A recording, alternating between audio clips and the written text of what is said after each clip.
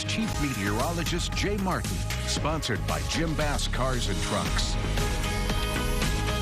Well, it's certainly a hot summer-like day for much of the Concho Valley. We saw temperatures getting into the upper 90s for us here in San Angelo, just shy of the triple-digit mark. 98 our high, so a little bit warmer than average, but still nowhere close to any record heat.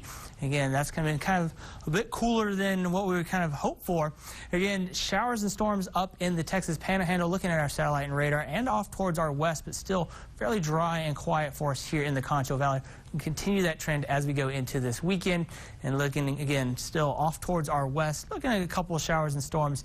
Yeah, we've seen them fizzle out. We're expecting those to fizzle out as they get a little bit closer, but again, the next couple of days we could still see a chance for an isolated shower. 97 right now in downtown San Angelo. This is looking off towards the west. A little bit humid with those dew points in the 60s, and those southeasterly winds rather at 21 miles per hour. Have been very breezy throughout the day and into the afternoon, and that's been for the entire area as well. We've been seeing those winds up into the upper teens as well as lower 20s with gusts into the 20s and 30s. So again, very breezy. That's going to continue into tonight as for tomorrow as well. Again, looking at the highest wind gusts, we've seen wind gusts getting into the upper 20s as well as some 30s, 30 in Mertzen, 36, one of the breezier spots in Ozona.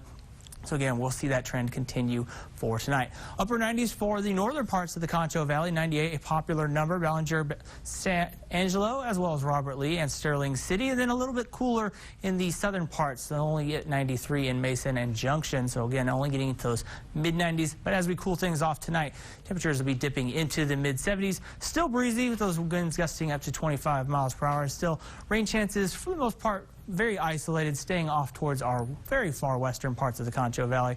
And then tomorrow we'll start to see a very similar day to what we saw today. Temperatures getting into the upper 90s. Rain chances just 20%. An isolated chance of showers or storms, mostly for our northwestern parts of the Concho Valley. And we'll still see those breezy conditions if you're headed out towards Lake Nasworthy for the showdown in San Angelo. Again, rain chances are going to be mostly in the evening, so not expecting any impacts for the race as far as the rain is concerned, but we could see those breezy conditions out on the lake with those temperatures still in the upper to mid 90s. Going into Sunday.